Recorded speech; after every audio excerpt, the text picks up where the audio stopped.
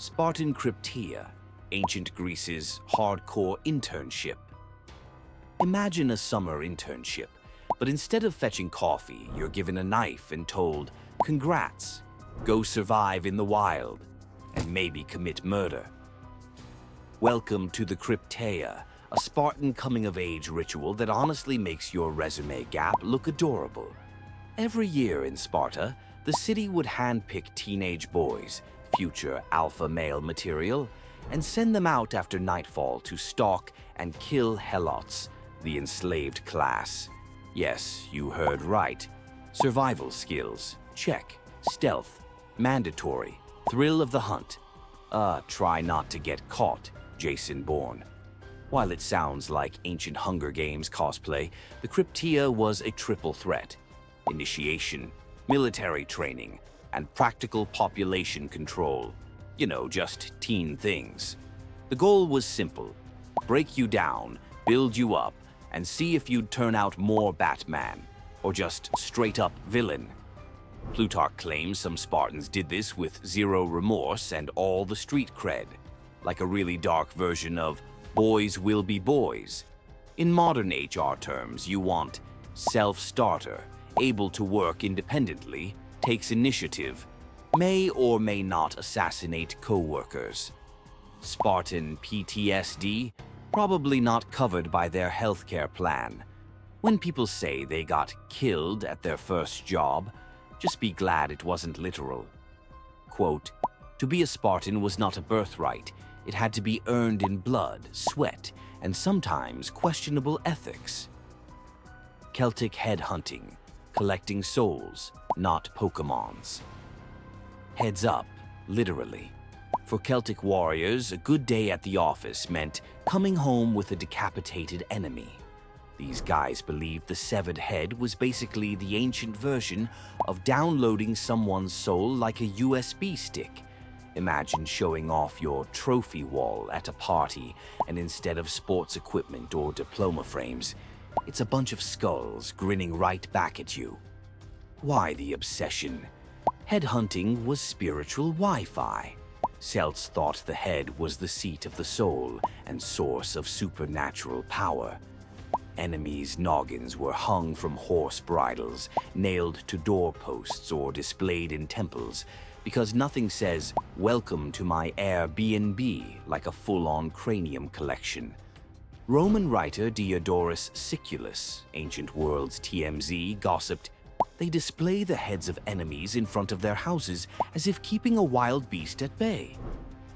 If you're thinking that's a bit much, remember, to a Celtic warrior, grabbing a head wasn't just flexing in front of your friends. It was how you made it to the spiritual leaderboard. And if you didn't, well, you just weren't using your head. Quote, "The soul, they say, resides in the skull," and some warriors were literal about collecting all the souls they could. Aztec sacrifice rituals, hearts out for the gods. If you thought your pre-game ritual was intense, the Aztecs would like a word. Before heading into battle, their eagle and jaguar warriors didn't just slap on some war paint. They held full-on Broadway-level ceremonies featuring human sacrifice. The idea? Rip out the heart, corazon, for dramatic effect. Offer it to Huitzilopochtli, war god with a real taste for drama, and ask for a little battlefield insurance. Brutal? Sure. But in Aztec logic, it was all about cosmic karma. The gods kept the sun running and the world spinning for a small blood fee. The bigger the sacrifice, the brighter the Yelp review from the heavens. According to some accounts, entire lines of captured enemies awaited their turn, while priests and warriors coordinated choreography worthy of TikTok's For You page, if TikTok cared about arterial spray. Fun fact, the skull racks, Zompantli at Tenochtitlan, probably shamed your local Halloween store. Spanish conquistadors were so traumatized they forgot half their verbs when writing it all down, but Aztecs didn't see it as macabre. They saw it as sacred. So next time someone calls you extra, just remember you're not tying people to stone altars. Yet, quote, "The heart is the sun's sustenance. Without it, darkness will rule. So, we offer what is most precious, ourselves." Samurai Seppuku. Death, but make it aesthetic. Forget angry tweets. When samurai had a bad day, they went full performance art with seppuku. This infamous ritual suicide wasn't just any old self-destruction. It was literally about slicing your stomach open, slowly, with ceremony, spectators, and sometimes a live poetry jam. For honor, and maybe a little bit of trauma. Imagine your boss saying, "Miss a deadline, take out your short sword." Extreme, sure, but in feudal Japan, samurai honor was everything. Seppuku was the ultimate my bad, reserved for defeat in battle, political slip-ups, or just to avoid Netflix-level humiliation at your enemy's hands. With attendants ready to decapitate you before things got awkward, it was as much a public spectacle as a private passage. Some warriors wrote death poems, hoping to trend on the samurai version of X, Twitter. Others did it privately, but all agreed. Better to die with guts, literally on the floor, than live with shame. So, next time your group chat goes nuclear, just channel the samurai's cool under pressure vibe and leave the swords in the emoji drawer. Quote, "To choose one's death is both freedom and defiance. Thus, the warrior preserves his dignity, even in defeat." Viking Berserker Trance, Ancient Rage, Quitting. Picture this.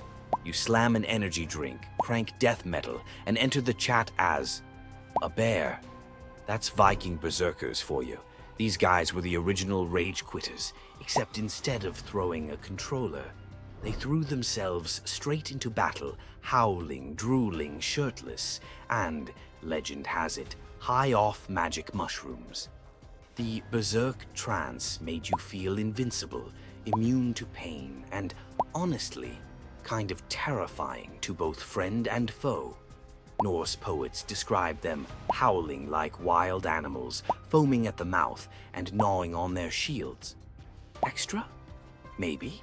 Effective? Absolutely. A berserker led any charge with a "come on, fight me" energy that would make even a bouncer second-guess his career. The spiritual spin. Berserkers believed they channeled the raw power of Odin's spirit animals, bear, berserker, or wolf. Entering battle in this possessed state was seen as a holy act, or at least a way to make sure nobody bullied you on the fjord playground. So, next time you're mad at a group project, remember, Vikings solved work disputes with interpretive dance, psychedelic substances, and a wolf mask. Don't try this at home. Quote, "Men go berserk, neither fire nor iron bites upon them. They slay all before them like mad dogs." Maori Haka dance, the world's most intimidating group chat. When the Maori wanted to send a message, they didn't just double text. You got a full-on Haka. This New Zealand war dance isn't just dudes shouting and slapping themselves. It's a highly choreographed group chat, emoji, rage, featuring bulging eyes, tongue waggles, thunderous stomps, and chant singing that could raise the dead, or at least your anxiety. Pre-battle, the Haka was a challenge, a flex, and a spiritual phone call to ancestors all at once. A viral intimidation ritual before the word viral even existed. Key fact, it wasn't just about scaring off enemies. The Haka unified warriors, psyching them up while telling their foes, "We are a squad, and we're not here to play." This isn't history's first flash mob, but it's definitely one of its most iconic. And while the All Blacks rugby team revived Haka for sports, OG warriors did it with consequences. If your opponent kept standing after, you'd probably want to check if you were fighting robots. Moral: next time you're nervous for a presentation, remember, just throw a Haka. Worst case scenario, you go viral on another level. Quote, "It is death, it is death, it is life, it is life." Final chant from Ka Mat Haka. the ultimate dramatic send-off. Germanic Weapon-Dancing, ancient TikTok sword trend. Move over, TikTok dancers. Ancient Germanic warriors were leaping over blades before it was cool, and probably before public safety laws. The weapon dance was less Arthur Murray, more try not to impale yourself for the gods. With swords and spears arranged in patterns, young warriors hopped, spun, and twirled to prove their agility, courage, and, well, how much they wanted to live to see another day. It wasn't just dance for the algorithm. These weapon dances were sacred rituals, meant to summon divine protection and psych up the squad. Audience gasps, flexed muscles, and near misses were basically the original likes. Tacitus, Rome's most dramatic historian, claimed they did it at feasts, prepping for battle or just for showing off. The subtext, survive your turn without tripping, and you got street cred for life. Fail and you're legendary, as a cautionary tale. It's like America's Got Talent, but with actual spears. So, before you laugh at dance trends, remember that somewhere, someone's ancestor has the ultimate hold my mead, watch this story.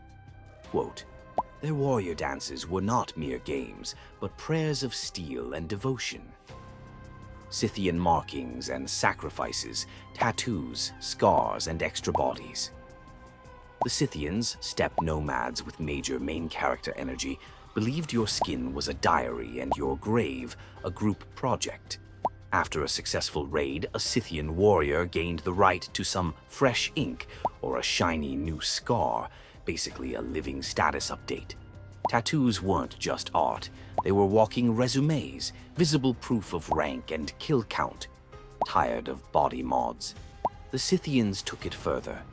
The funerals of elite warriors involved horse sacrifices, sometimes dozens, Peter would have a meltdown, and occasionally live attendants killed to serve their boss in the afterlife. Herodotus, the OG travel vlogger, wrote in awe about Scythians' strange customs of death, where the living follow the slain, adorned and marked with all their victories. When a Scythian warrior passed, their kinsfolk decked them out, mummified them, kind of, and carried them around in elaborately decorated wagons for a month's worth of nostalgia. That's right, the first road trip was basically a giant funeral home on wheels. The vibes, if I'm going out, I'm taking my horses and friends with me. Moral, tattoos as receipts, funerals as festivals. Scythians made sure their stories stuck on skin and in memory.